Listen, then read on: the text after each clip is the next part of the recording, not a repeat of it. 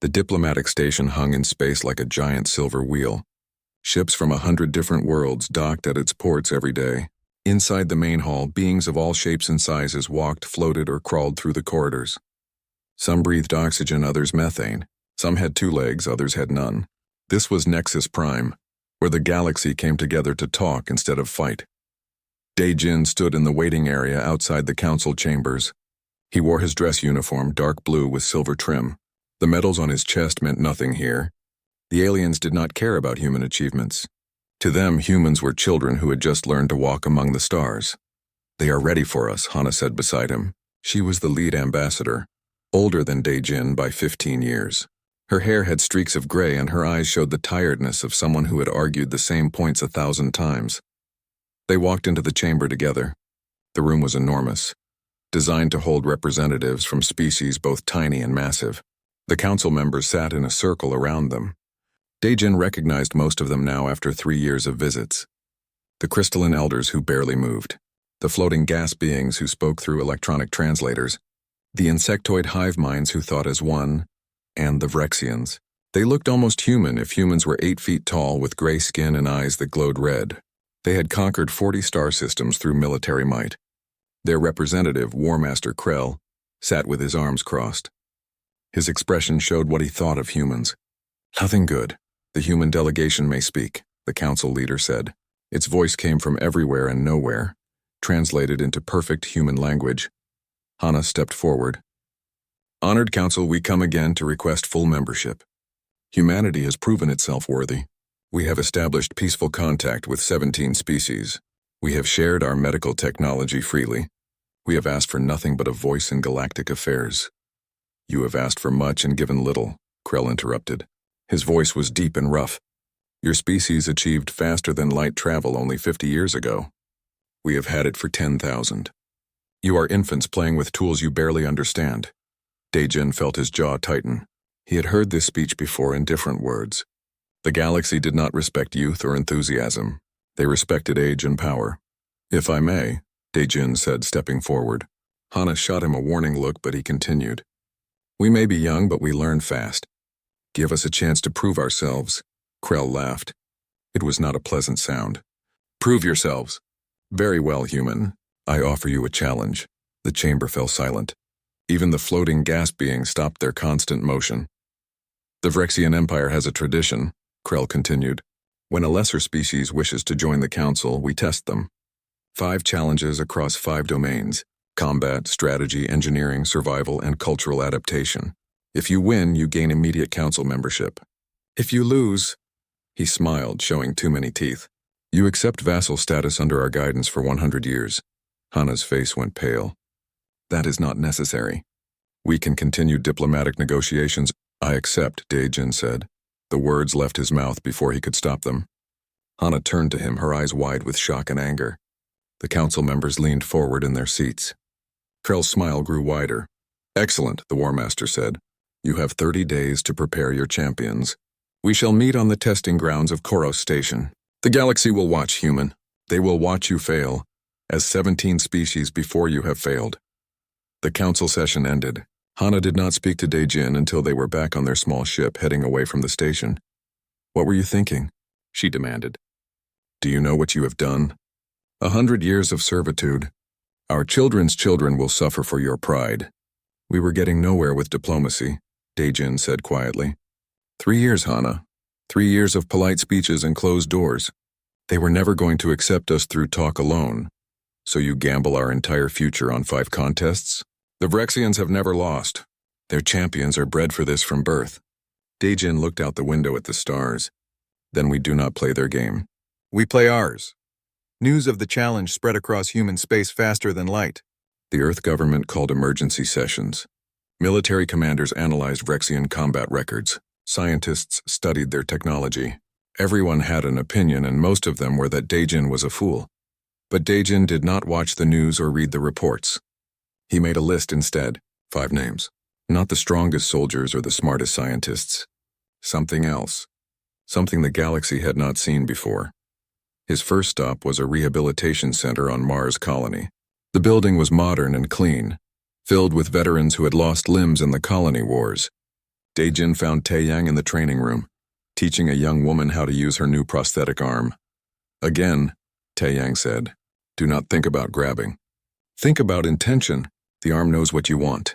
The woman concentrated and her mechanical fingers closed around a glass of water. She lifted it slowly, carefully. Good, Taeyang said. Now do it 100 more times until you stop thinking about it at all. He turned when Daejin approached. Taeyang was shorter than Daejin with a compact build. Both of his legs were prosthetic from the knee down, advanced cybernetics that moved like natural limbs. Commander, Taeyang said, I heard about the challenge. You came to recruit me. How did you know? Because you need someone for the combat trial, and you did not go to the Special Forces base. You came to a rehab center. That means you want someone who understands weakness. Daejin smiled. Will you help us? Taeyang looked back at his student, who was now lifting the glass to her lips and drinking. When do we leave?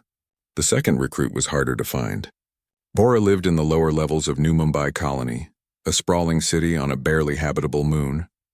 The colony was old, built 50 years ago with technology that was failing faster than it could be replaced.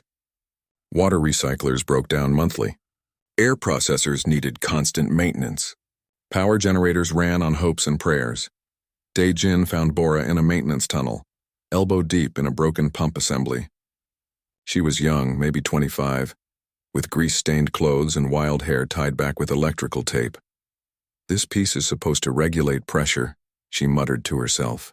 But if I bypass it here and redirect through this auxiliary line... Yes, that works, the pump sputtered to life. Water began flowing through the pipes again.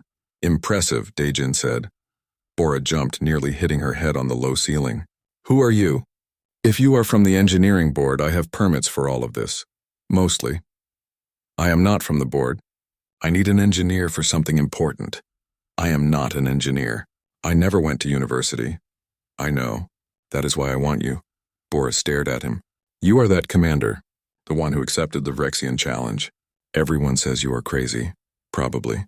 Will you help anyway? She looked at the repaired pump, then back at him. What is the pay? The survival of human independence. So nothing then, fine. I am in. This colony is going to collapse in 5 years anyway. Might as well see the galaxy first. 3 recruits down. 2 more to go. And only 26 days left to prepare. Daejin looked at his list again. The next name was going to be difficult. Yunho did not want to be found, but Daejin would find him anyway. Because if humanity was going to win this challenge, they needed people who thought differently. People who saw solutions where others saw only problems. People who had failed and learned from it. The Vrexians had champions. Humanity had survivors, and Daejin was beginning to think that might be enough.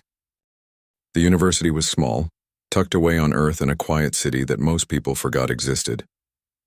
Daejin walked across the campus lawn, passing students who talked and laughed without a care. They did not know their future hung in the balance. Or maybe they did and chose not to worry. Humans were good at that. He found Yunho in a classroom teaching a handful of students. The former strategist looked older than his 40 years. His hair was completely gray and he moved slowly like someone carrying a heavy weight. The question is not whether you can win, Yunho was saying to his students. The question is whether winning is worth what it costs. Every victory leaves scars. Every battle has consequences that ripple forward through time. Daejin waited outside until the class ended. When the students filed out, he entered.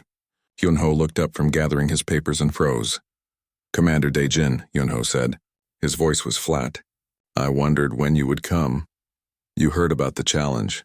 Everyone has heard. And everyone knows you need a strategist. Yunho shook his head. Find someone else. I am done with war games. This is not war. It is always war, Yunho interrupted. Different names, same thing. Someone wins, someone loses, and people suffer. I will not be part of it again. Daejin sat down in one of the student chairs. Tell me about Mars. Yunho's hands tightened on his papers. That is not your business. You were leading the defense of New Olympus. The rebels had surrounded the city. Your orders were to hold at all costs. But you disobeyed. You ordered an evacuation instead. Thousands of civilians were saved. But the military court said you let the rebels win. They stripped your rank and discharged you. They were right, Yunho said quietly. I did let them win. I chose civilian lives over military objectives. And that is exactly why I need you. Yunho looked up, confused. The Vrexians think in terms of victory and defeat, Daejin explained. They see war as something you win through superior force and tactics. But you understand something they do not. Sometimes the best strategy is to change what winning means. And you think that will work against them? I think we cannot beat them at their own game. We need someone who plays a different game entirely. Yunho was quiet for a long moment. If I do this, I do it my way. No matter what anyone says. Agreed. And if we lose, it is on you, not me. Fair enough. Yunho sighed and picked up his papers. When do we leave? Tomorrow. We still need 2 more people. The Xenobiology Research Station orbited a gas giant on the edge of human space. It was a small facility, home to maybe 20 scientists who studied alien life. Daejin took a shuttle down to the station and asked for Jisoo. She is not here, the station director said. He was an older man with thick glasses. She is down on the moon. 4th expedition this year. We tell her to rest, but she does not listen. The moon? Which one? Titan 7, Class 9 Death World. 3 previous research teams died there. We keep telling the council to reclassify it to Class 12, but they insist it is merely Class 9. Daejin stared at him. You let her go alone to a world that killed 3 teams? Let her? Commander, we cannot stop Jisoo. She goes where she wants, and she always comes back, he smiled. Well, so far anyway. Daejin took a landing craft down to the moon's surface. The atmosphere was toxic, filled with sulfur compounds that would kill a human in minutes. He wore a full environment suit. The craft touched down near Jisoo's last known coordinates. He found her 2 kilometers from the landing site, sitting completely still near a cluster of rock formations. Her suit was old and patched in multiple places. She held up one hand when she saw him, a signal to wait and be silent. Daejin stopped moving. Slowly, creatures emerged from the rocks. They looked like a cross between scorpions and crabs, each one the size of a large dog. Their carapaces were bright red and they clicked their claws together in patterns. Jisoo clicked back at them. Daejin could hear it through the radio. She was mimicking their sounds. The creatures moved closer, surrounding her. Daejin's hand moved toward his weapon, but Jisoo shook her head. One of the creatures touched her suit gently with its claw. Jisoo remained perfectly still. After what felt like forever, the creatures retreated back into the rocks. You can move now, Jisoo said, standing up and brushing dust from her suit. They were just curious. They thought I might be food, but I showed them I am not prey. How did you know they would not attack? I did not. But I have been watching them for 3 weeks. They only attack things that run or fight back. If you stay calm, they investigate instead. They walked back to the landing craft together. Jisoo was younger than Daejin expected, maybe 30. She moved with confidence across the hostile terrain like she belonged there. I am recruiting for a team, Daejin said. The Vrexian Challenge. We need someone for the survival trial. I know. I saw the news before I came down here. She paused to examine a strange plant growing between rocks. Why me? There are military survival experts with better records. Because they survive through fighting. You survive through understanding. That is different, Jisoo smiled. When the trial comes, I will probably do something that looks insane. Can you trust me anyway? Yes. Then I will join you. Let me collect my samples first, 4 down. 1 to go. The last recruit was the hardest to find. Mincio traveled constantly, moving from one alien culture to another. She studied how different species communicated, what they valued, how they built societies. Her work had helped establish peaceful contact with 6 new species. Daejin finally tracked her down on a trading station near the Galactic core.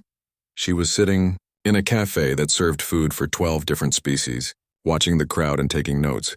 Mincio? He asked, approaching her table. She looked up. She was young, with bright eyes that seemed to notice everything. Commander Daejin, please sit. I have been expecting you? You knew I was coming? Of course. You need 5 people for 5 challenges. Combat strategy, engineering, survival, and cultural adaptation. I am the only human expert in xenocultural integration who is not currently employed by a government. Simple logic, Daejin sat down. Will you help us? That depends. What is your plan for the cultural challenge? I do not have one yet. That is why I need you. Mincio sipped her drink, something purple and steaming. The Vrexians will try to dominate whatever culture they are placed in. They will use their physical presence and technology to establish superiority. It is what they always do. And what will you do? I will listen. I will watch. I will find where I fit rather than trying to make others fit around me. She smiled. The secret to understanding alien cultures is simple. Stop trying to make them understand you. Instead, try to understand them. Most humans get that backward. Is that a yes? It is a yes. But I want something in return. Name it.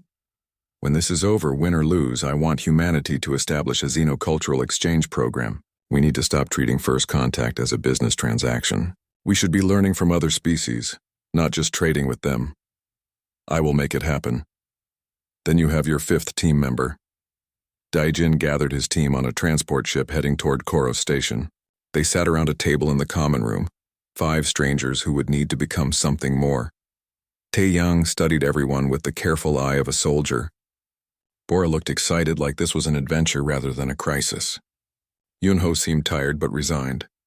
Jisoo was reading about the station on a data pad. Minseo watched them all with quiet interest. We have 20 days until the challenge, Daejin said. The Vrexians expect us to fail. The entire galaxy expects us to fail.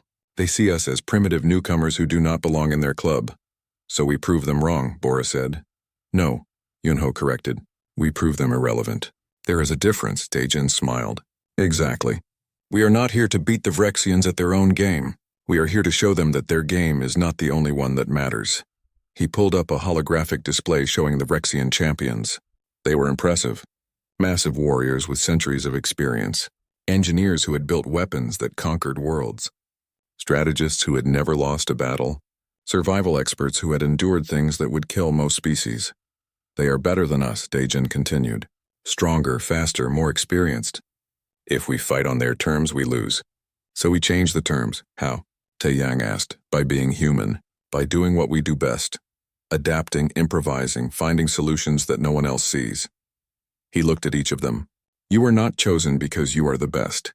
You were chosen because you think differently, because you have failed and learned from it, because you do not give up when things look impossible. Minseo nodded slowly. You want us to be unpredictable. I want you to be yourselves. The Vrexians have studied human military records, our technology, our standard procedures, but they have not studied this. A collection of misfits with nothing in common except that none of you do things the normal way. Bora laughed. So the plan is to have no plan? The plan is to adapt, Daejin said, to whatever comes, to find our own path to victory rather than following theirs. The team spent the next 20 days preparing. But they did not train like soldiers. Instead, they talked, argued, shared stories, and learned about each other. They studied the challenges but did not practice standard responses. They looked for angles, alternatives, and possibilities. Koro Station was 3 times the size of Nexus Prime. It had been built specifically for the trials, a massive arena complex where species proved their worth. The walls were covered in names of those who had won. The Vrexians dominated the list. Daejin and his team arrived to find the station packed with spectators. Billions more watched from across the galaxy through live feeds. The humans were the entertainment, the underdogs everyone expected to see crushed. Warmaster Krell met them in the preparation area. Behind him stood his champions, 5 Vrexians who looked like they had been carved from stone. Each wore armor that gleamed with advanced technology. Welcome, humans, Krell said. His smile showed too many teeth. I trust you have made peace with your defeat. There is no shame in losing to superior beings. Daejin said nothing. His team stood beside him, looking small and fragile compared to the Vrexian champions. But Taeyang met Krell's gaze without flinching. Bora examined the Vrexian armor with professional interest. Yunho looked bored. Jisoo was watching the crowd. Minseo was taking notes. The first challenge begins in 1 hour, Krell continued. Combat in zero gravity. My champion has won 47 consecutive matches. He has never been defeated. Your warrior will be broken quickly. I promise he will survive, though. We are not savages. After Krell left, Taeyang began removing his jacket. Underneath, he wore a simple black shirt and pants. His prosthetic legs were visible, sleek metal that moved like natural limbs. They will target the legs, Bora said, worried. They know they are artificial. I know, Taeyang said calmly. He was running through stretches, warming up. That is what I want them to do. You want them to attack your weakness? It is only a weakness if I treat it as one. The combat arena was a sphere 50 meters across, floating in a zero-gravity environment. Obstacles hung in the space, platforms and barriers made of metal and stone. The crowd filled the stands around it, thousands of aliens eager to watch. Taeyang floated at one end of the sphere. At the other end was the Vrexian champion, a massive warrior named Vrok. He was twice Taeyang's size, his arms thicker than a human torso. His armor was minimal, just enough to meet the rules. He did not need more. His species had bones like steel and muscles that could crush concrete. The starting bell rang. Vrok launched himself forward with incredible speed. In zero gravity, mass did not slow you down. He moved like a missile. Taeyang pushed off gently from his platform, moving sideways. Vrok adjusted course, pursuing. The human looked like a leaf in a storm compared to the Vrexian juggernaut. They met near the center of the sphere. Vrok's fist came down like a hammer. Taeyang twisted and the blow grazed his shoulder, but the force of it sent him spinning toward a metal barrier. Vrok followed, already throwing another punch. This time Taeyang did not dodge. He took the hit on his prosthetic leg. The metal bent but held. Vrok grunted with satisfaction and grabbed the leg with both hands. He pulled, trying to rip it off. The leg tore free, but not the way Vrok expected. Taeyang had released it deliberately. As Vrok held the prosthetic confused, Taeyang used the momentum to spin around and kick him in the head with his other leg. The Vrexian's head snapped back.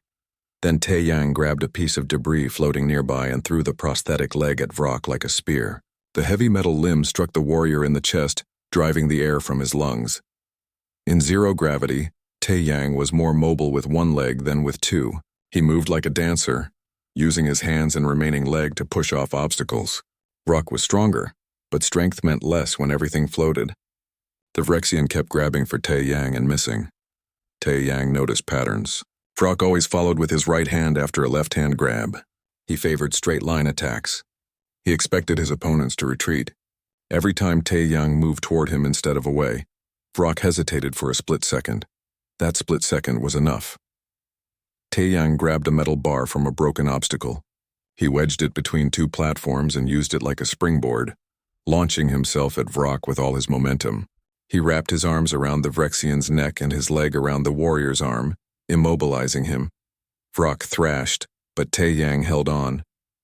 In zero gravity, the Vrexian's strength could not throw him off. They spun through space together. Taeyang found the seam where Vrok's armor met his neck and pressed. It was a nerve cluster, the same on Vrexians as on humans. Vrok's eyes widened, then they closed. His body went limp. The arena fell silent. Then the crowd erupted, not in cheers but in shock. The Vrexian champion floated unconscious in the center of the sphere. Taeyang retrieved his prosthetic leg and reattached it. He bowed to the judges and left the arena. Krell's face was stone. The scoreboard updated. Humans 1. Vrexians 0. The engineering challenge came 2 days later. Both teams were given the same task: build a structure on an asteroid that could survive orbital bombardment. They had 48 hours and access to only the materials found on the asteroid itself. No importing supplies, no advanced tools beyond basic cutters and welders. The Vrexian team set to work immediately. Their engineer Theros began calculations. He mapped the asteroid, analyzed the rock composition, and designed an elegant fortress.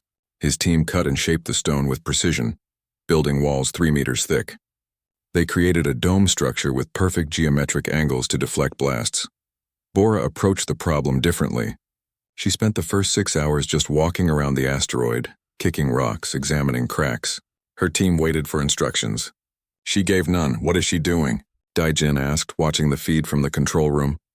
Listening, Minseo said. Look at her body language. She is not planning. She is feeling. Finally, Bora started building. But her structure looked wrong. It was lopsided, with walls of different thicknesses. She used the asteroid's natural caves and expanded them, rather than building from scratch. She created multiple layers, but they were not connected logically. Some sections looked like they would collapse under their own weight. The Vrexian fortress was beautiful.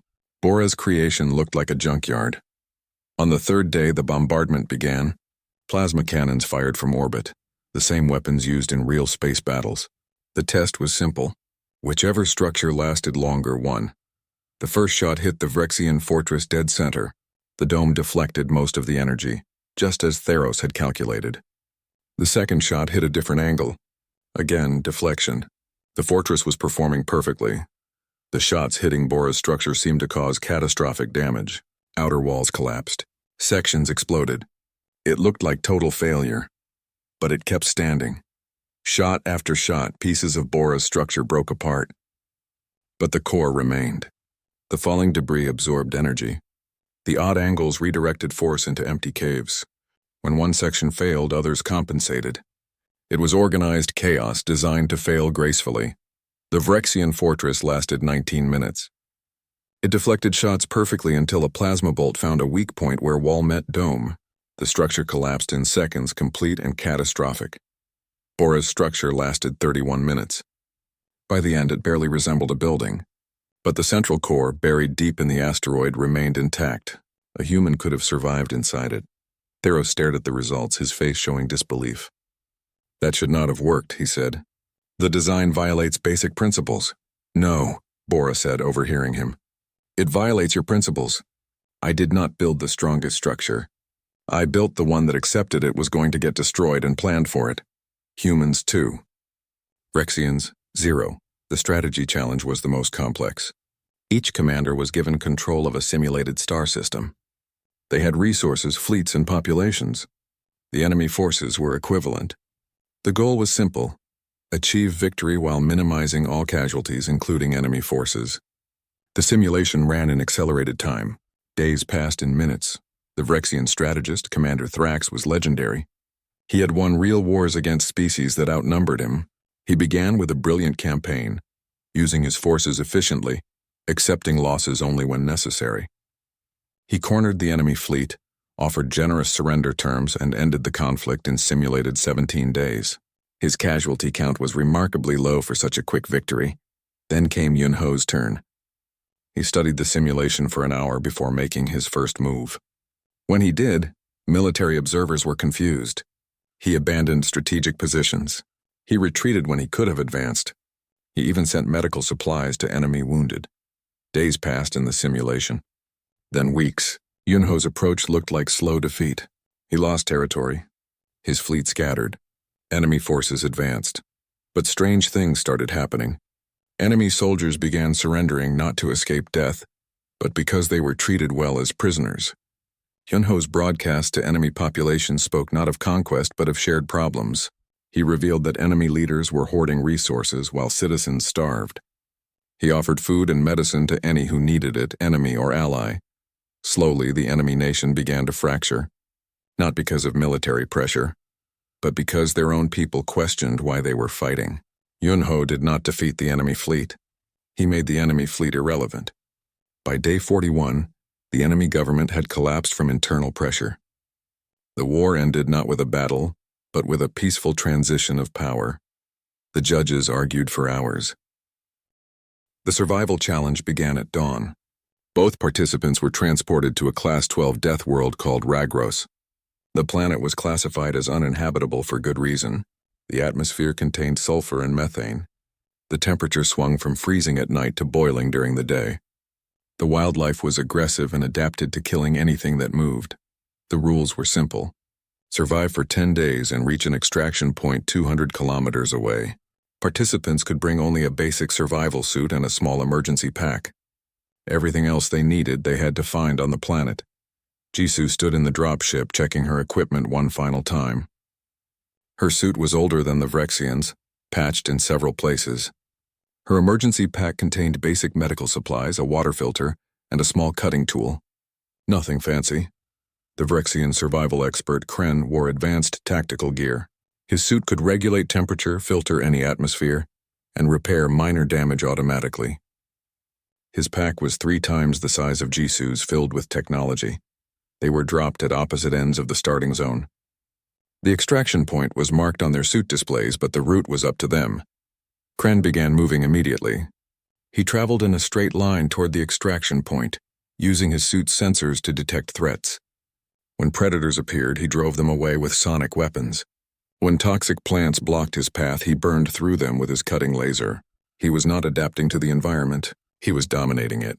Jisoo took a different approach. She spent the first hour sitting completely still, watching. The planet was hostile, yes, but it was also alive. It had patterns. She observed which direction the local creatures moved at different times. She watched where plants grew thickest and where the ground was bare. She listened to sounds carried on the wind. Then she started moving.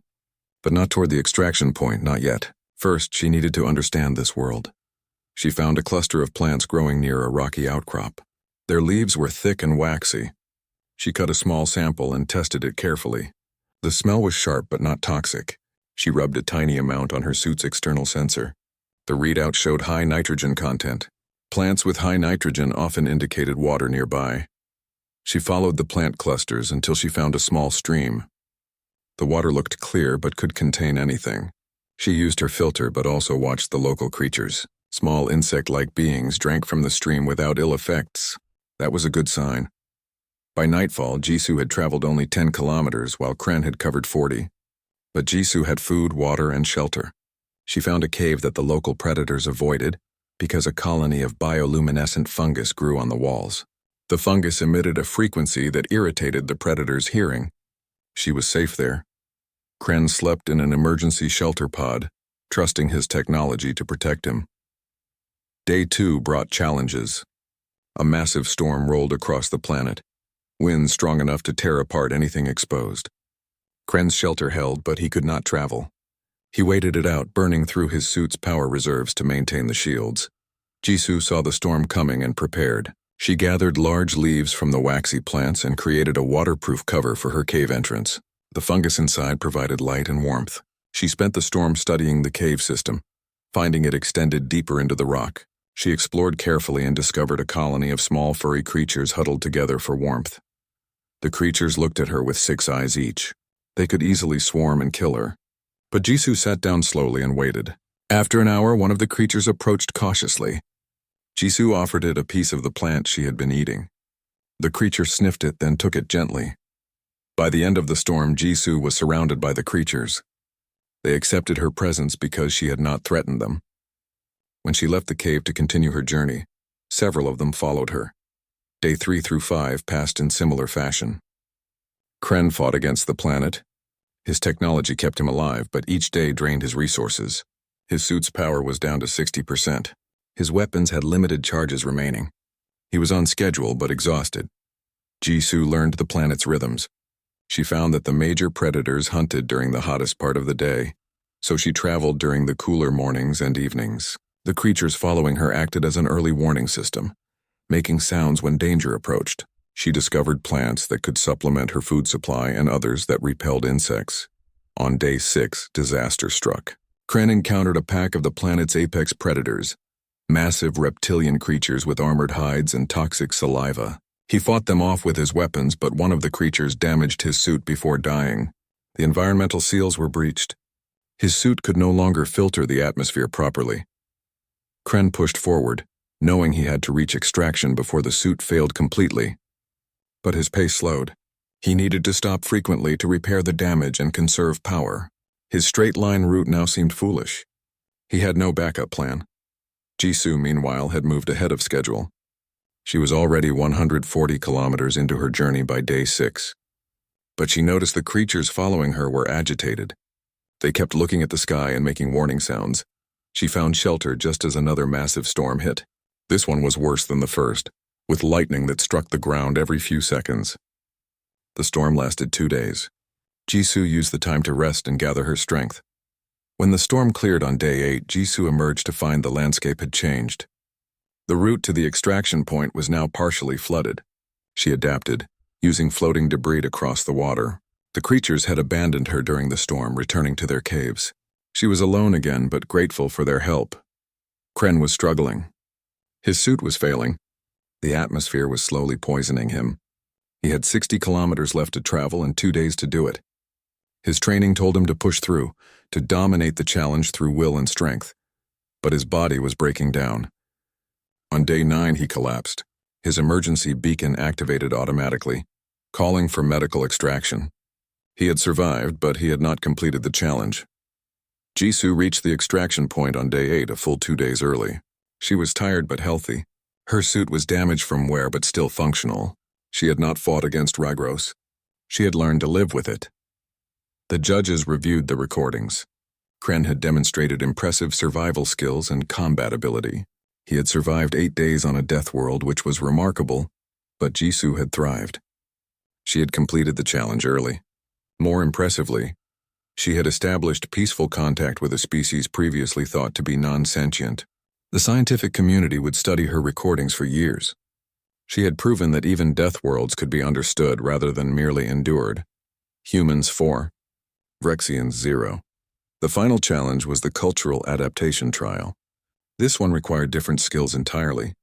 Each participant would be placed alone in an unknown alien city. They would have no translators, no information about the species or their customs. The goal was to integrate into the society well enough to be accepted as a member within 72 hours. The species chosen was the Kresh, an amphibious people who lived in beautiful underwater cities. They communicated primarily through bioluminescent patterns on their skin, colors and pulses that conveyed complex meanings. They had a strict caste system based on the patterns each individual could produce. Min Seo and the Vrexian cultural expert Velos were taken to separate Kresh cities and left there with only basic underwater breathing equipment. Velos approached the challenge with technology. His suit could mimic the Kresh bioluminescence patterns. He observed the Kresh for several hours, recording their light patterns and analyzing them with his suit's computer. Then he programmed his suit to display patterns associated with a high-caste Kresh. His deception worked initially. The Kresh saw his patterns and treated him with respect. He was given access to high-caste areas. He attended their gatherings. He seemed to be succeeding. Minseo took a different path. She could not produce bioluminescence at all. She had no technology to fake it.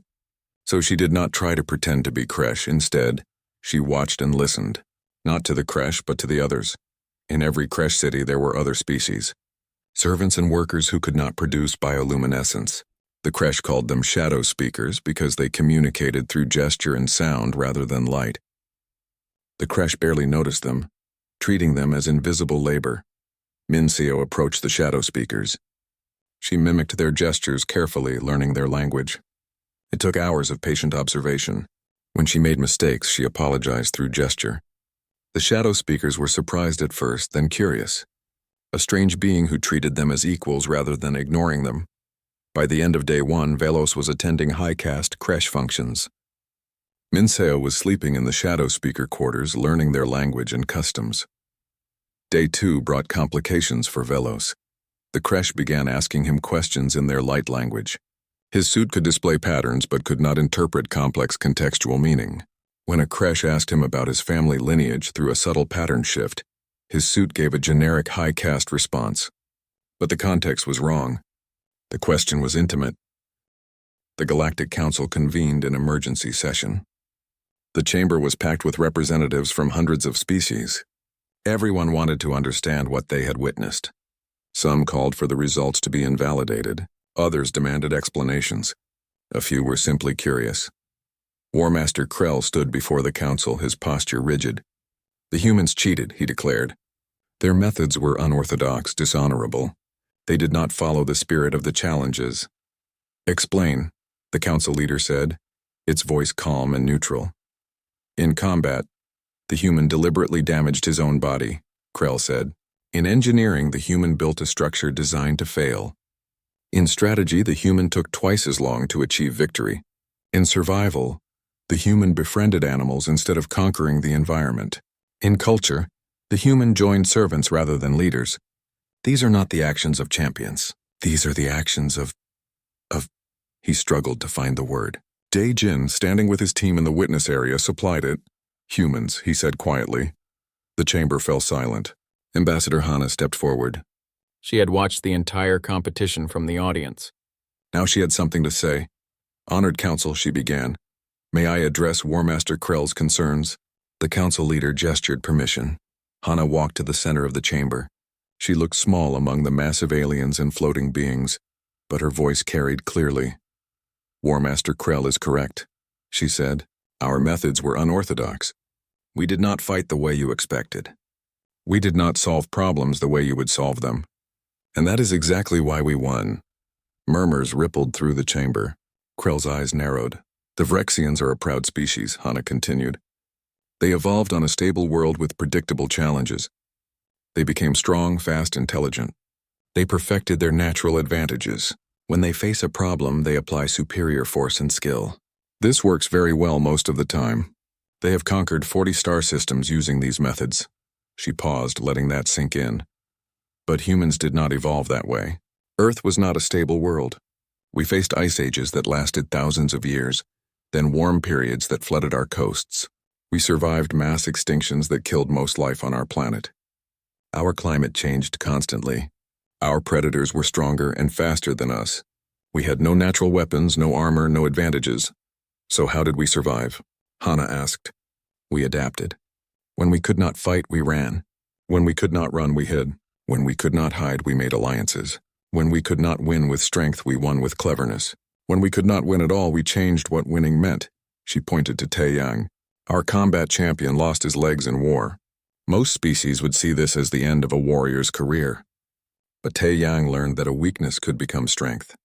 He did not fight despite his disability. He fought because of it. He used the Vrexians' expectations against them. Taeyang nodded slowly. His prosthetic legs gleamed under the chamber lights. Hana pointed to Bora. Our engineer did not build the strongest structure. She built one that accepted destruction as inevitable and planned for it. The Vrexian fortress was perfect until it broke. Then it failed completely. Bora's structure was imperfect from the start, so it could fail gracefully piece by piece. She did not try to prevent failure. She managed it. Bora smiled at this description. It was exactly what she had done. Our strategist Yunho, Hana continued, did not win the fastest military victory. He won the best long-term outcome. He understood that defeating an enemy creates a defeated enemy who will seek revenge, but making an enemy irrelevant creates peace. Yunho remained expressionless, but his eyes showed approval. Jisoo did not conquer the death world, Hana said. She learned to live with it. She observed, adapted, and found harmony where others found only hostility. The planet did not defeat her because she never fought against it. Jisoo gave a small bow. She looked uncomfortable with the attention. And Minseo did not try to become Kresh, Hana finished. She found her own place in their society by seeing value where others saw none. She succeeded not by pretending to be something she was not, but by being exactly what she was and finding where that belonged. Minseo nodded thoughtfully. Hana turned to address the entire council. You want to know why you should not challenge humans? Not because we are stronger or smarter, not because we have better technology, but because we genuinely do not know when we are beaten. We will try 1,000 approaches until one works. We will turn our weaknesses into weapons. We will fail forward until failure becomes victory. She walked slowly around the chamber, making eye contact with various council members. Every species here evolved to perfection in their own niche, she said. You became the best at what you do. You mastered your environment. You achieved excellence. And then you stopped adapting because you did not need to anymore. Humans never stopped adapting. We could not afford to. Our world kept changing, so we had to keep changing with it. We nearly destroyed ourselves dozens of times. We fought wars, survived plagues, caused climate disasters. Each time we learned. Each time we adapted. Each time we found a new way forward.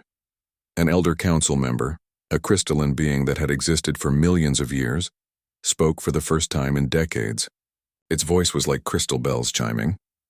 You claim adaptability as humanity's strength, it said. But is it not also instability?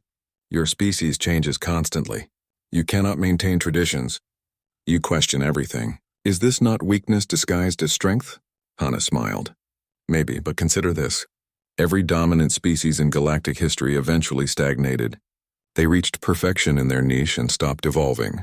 When their environment changed, they could not adapt fast enough. They declined or died out. This pattern has repeated across millions of years.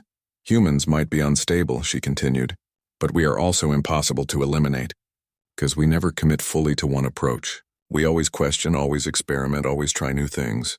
If one method fails, we try another. If our society becomes rigid, we change it. If our technology becomes outdated, we replace it. We are chaos in motion, and that chaos is our survival mechanism. Krell could not stay silent any longer. This is not honor, he said coldly. This is not strength. This is the behavior of scavengers who survive by eating scraps left by greater beings. Hana met his gaze steadily. Perhaps, but scavengers outlive predators when the environment changes. Apex predators starve when their prey disappears. Scavengers find something else to eat. The chamber buzzed with conversation. Some species agreed with Krell. Others were reconsidering their assumptions about humanity. Then something unexpected happened. Krell did something that shocked everyone. He stepped forward and bowed to Dae-Jin. Not deeply, just a slight incline of his head. But from a Vrexian war master it was significant. "I understand now," Krell said quietly. The Vrexians' greatest victories did not come from challenging stronger opponents. They came from forcing weaker ones to fight on our terms where we had every advantage. You won because you refused to fight on our terms. You forced us to fight on yours, where strength and experience mattered less than adaptability and creativity. He straightened. "I still believe our methods are superior in most situations, but I acknowledge that your methods worked here. That is worth respect even if I do not understand it fully." The council deliberated for 3 hours. Finally, the council leader spoke. "The challenge results stand. Humanity is granted full council membership with immediate effect. Furthermore, we invite human advisors to consult with council species on matters of adaptation and problem solving. The galaxy has much to learn from your approach." The chamber erupted in mixed reactions. Some species applauded, others left in protest, but the decision was final. Months passed. Dae-Jin's team went their separate ways. Though they stayed in contact, Tae-Yang returned to the rehabilitation center on Mars, but now he trained veterans from multiple species. His classes were always full. He taught that limitations were only permanent if you accepted them as such. Bora became a consultant on colony infrastructure design.